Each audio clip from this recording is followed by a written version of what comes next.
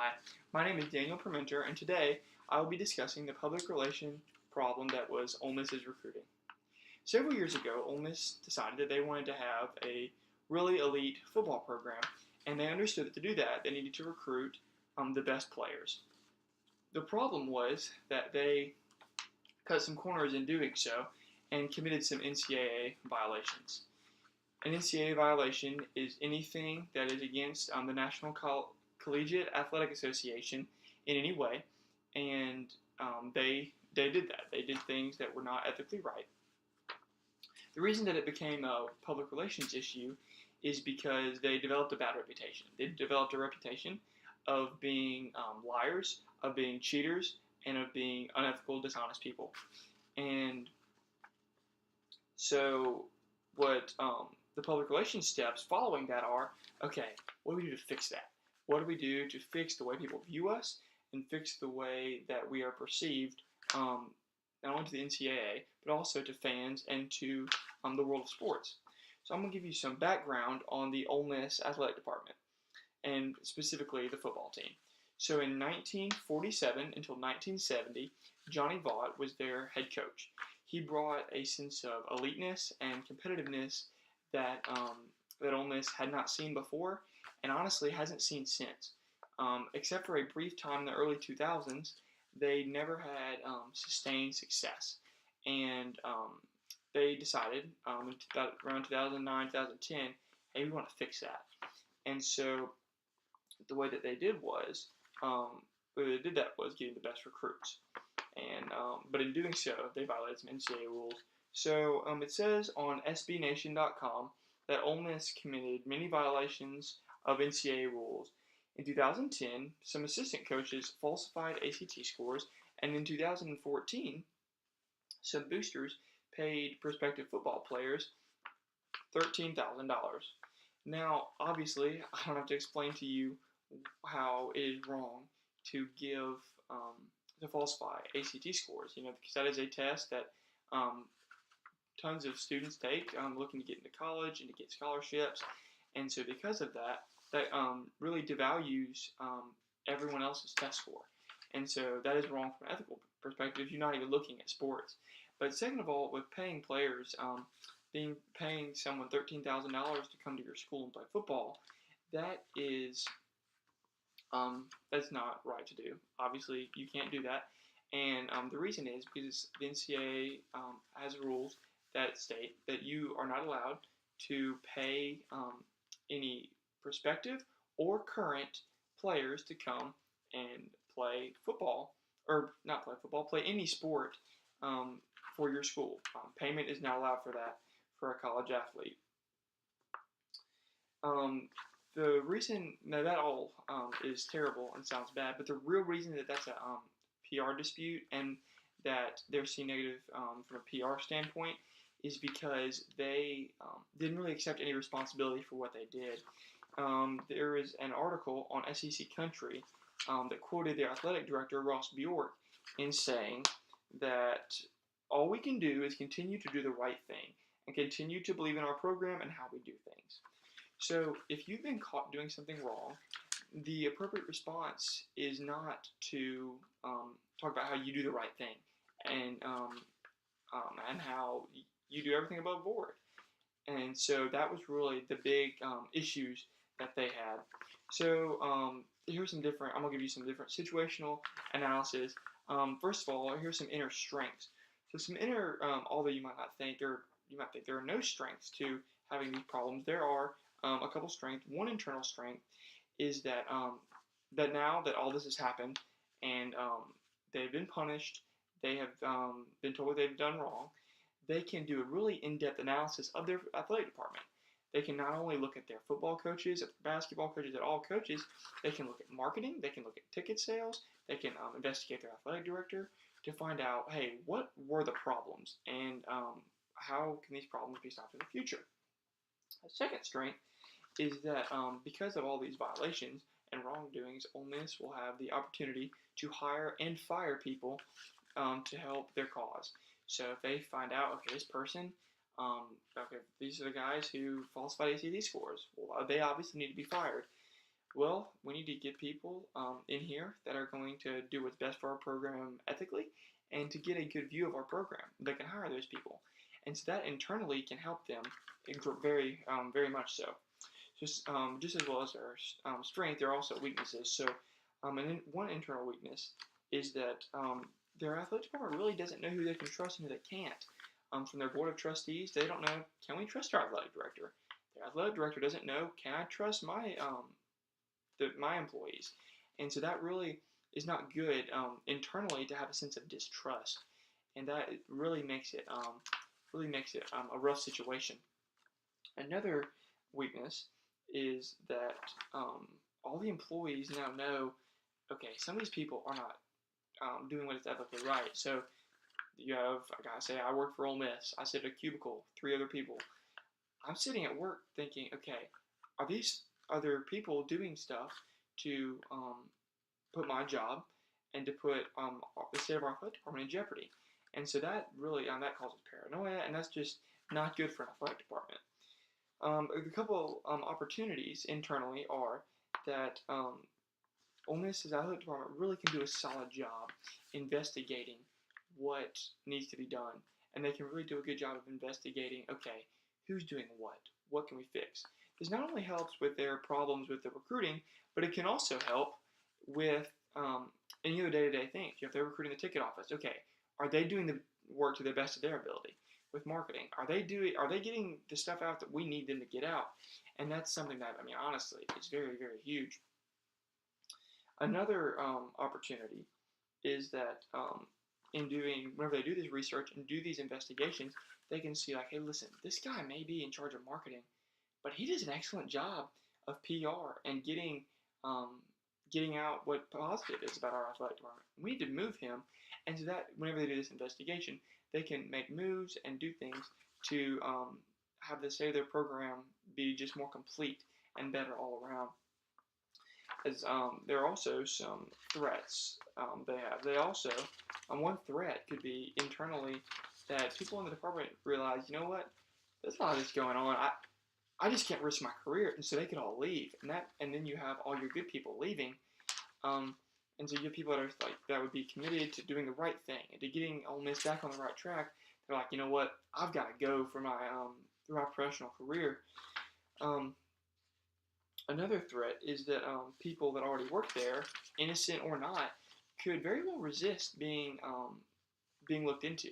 They could think, I've worked here for 20 years. I've done an excellent job. Why do I need to be investigated? So that can also aid to the distrust, which is never a good thing, and promotes a really bad internal work environment. So there are also, just like there are internal things that Ole Miss has going on, they also have some external things. So one external strength is that other athletic departments, whenever they have similar issues, can look and say, okay, we made a mistake. Let's look at Ole Miss and see what they did positively and negatively. So an example of this is Oregon. This past December, in 2017, Oregon's basketball program got accused and actually caught with several different violations. So this was what their athletic director had to say about it. He said that our coaches are very committed to compliance with the NCAA bylaws. They have the highest ethical standards on and off the court, and they also acknowledge the infractions that took place within their program. In both cases, our monitoring program identified the issues that were reported by the NCAA. We have addressed the matters with the responsible employees and enhanced compliance training within the department. So that's really good because they could see, you know what, Ole Miss didn't handle this right. They didn't accept responsibility, and because of that, they got a really bad look. But the way that Oregon handled it makes people think, okay, wow, they made a mistake, but they fixed it. They really wanted to do the right thing. And so even if their motive was just to save themselves, they come out looking a lot better. Another external strength is that outside people and organizations can see what negatively happened to Ole Miss. They can say, you know what, guys, look, we gotta. This kind of goes into what I was just saying about Oregon. They can say, guys, look, we really have some things that we have done wrong. We need to make sure we go about addressing these things the right way to save the reputation of our football program or of our basketball or any athletic program, because it's very natural for mistakes to be made, but and that happens. But where public relations comes into it is how do you react to that, and what do you do? Okay, we made a mistake here. How do we fix this in the future? And so those are some external strengths. There are also external weaknesses, though. One is that other athletic departments, say for instance Mississippi State, our athletic director could say, "Oh man, they had these problems at Ole Miss. We got to make sure these aren't happening here." And to make sure that they aren't happening here, he goes, he has so many investigations done that all employees feel paranoid, and they all feel like, y'all, my job is under scrutiny, and so they can't perform at the highest level because they are being constantly investigated for really nothing that they have done wrong. Another external weakness is that athletic departments decide, hey, we are our athletic department's doing great. We don't need to research all that. That was terrible. We're not doing that. So they get together and they have a meeting and they say, guys, y'all are all doing great, and y'all just keep doing what you're doing. And they don't really look into it at all. So really, what needs to be done is a happy medium needs to become to. Instead of saying, okay, we're going to wait until the absolute worst thing happens, or instead of saying, well, nothing's happened, so we don't need to worry about it, they need to say, okay, we're going to do some research. But we're not going to overload them. We're going to do some small investigation things, but we're just going to do what's necessary. We're not going to try and create paranoia in our workplace, because that is never a good thing. One external opportunity is that outside PR experts would say, I really want to go to Ole Miss because that can help me, help out with my resume, because people would say, oh man, what happened at Ole Miss? Who covered that from a PR standpoint? Because whoever did it did a great job, because there is an extreme need for that at Ole Miss. And whatever happens in following that, people will watch and they will take notice. And so that could be something very good for them. What I just stated is actually some opportunities externally, with people coming in that have PR experience and have a good understanding of that, and that really gives them a chance to develop very strongly. Some external weaknesses are, or external threats are that people see the negativity that's around Ole Miss, and there's some of the same good workers would say, hey, listen, going to Ole Miss isn't worth it. I don't want to risk my career because they may not want change, and that definitely can be something that could scare a lot of people and make people and not confident in going there. Another thing is that if another external threat is that outside people can see what happened in Ole Miss and say, oh, I'm not the most ethical person. I just want to make some money. I can go there because that is a place that they might get away with it. And so they hire people that end up not being the best because they want to go there because they think they can get away with things. So now I'm going to go over some objectives. So one goal that I would have to fix these problems is a short-term goal. And that short-term goal is we're going to structure new staff. It can have some of the old staff and also some new staff of good, strong people who are wanting to do the right thing and who want to make known that they're doing the right thing. And with those people, have a plan, have a game plan. This is the things we're going to do, be ethically sound. These are the things we're going to do to let people know that we're ethically sound, so that the view of Ole Miss becomes better. So a couple of objectives for that is, number one is an objective of hiring and firing is getting the bad people out. Okay, we're going to get rid of people that are not going to want to do the right thing and that are just in it for themselves. And we're going to get people in that really want to do the right thing. They definitely want to look out for themselves, but they understand that the way to do that is by doing the right thing. Another objective from that is you go over the NCAA policies and you make a list of, okay, guys, these are going to be what we're going to go for. These are going to be our objectives and what we're going to attempt in order to really have a strong program. And so the goal is, okay, we're going to get in short plan in a year, in 6 months. We're going to get, okay, this is what we're going to do, and this is how we're going to accomplish it. So there's another goal that I have, and it's more of a long-term goal, is really to restore the reputation of Ole Miss and restore the respect. And one objective from that can be having the new staff really accept that, hey guys, tell people, hey, there was wrong that was done here. We understand that. This is what we're going to do to fix that, and being very open about things so people know, okay, they know there was a problem and they want to fix that problem, because honestly, just hearing someone admit that they were wrong really can help go a long way. A second objective of that can be sending out releases and dealings for the next 5-10 years to show people, hey, we're really making a commitment to this. This isn't a thing we're just saying right now so that the NCAA will get off our back and we can go back to business as usual. We're really about this now, and this is going to be very important to us. So there are really three targeted audience that I would have in this. Number one is the NCAA. And the reason that I think the NCAA is such a targeted audience and letting them know all your plans is because they're really the ones who are in charge. You know, they make the rules, and they're who's going to enforce those rules. And so ultimately, they are your most important audience. Secondly, I think that Ole Miss should target other athletic departments, because with the allegations and the violations that they had, they've lost a lot of credibility, a lot of respect from other organizations in the SEC, in all of the NCAA, and so they should go at the other athletic departments and let them know, hey guys, we know we made this mistake. This is what we're doing to fix it. And that would, if they would tell all these people their plans, then that would really create a lot of good for their program. Third is a very important audience, and that is their fans and boosters.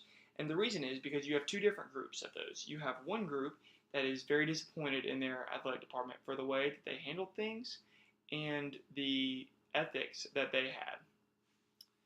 And so with those people, you want to say to them, hey guys, this is what we're doing. We're sorry for what we did wrong. This is how we're fixing it. And you let them know what you're doing. Then secondly, you have a group that are like, hey, it helped us be really good. It's worth it.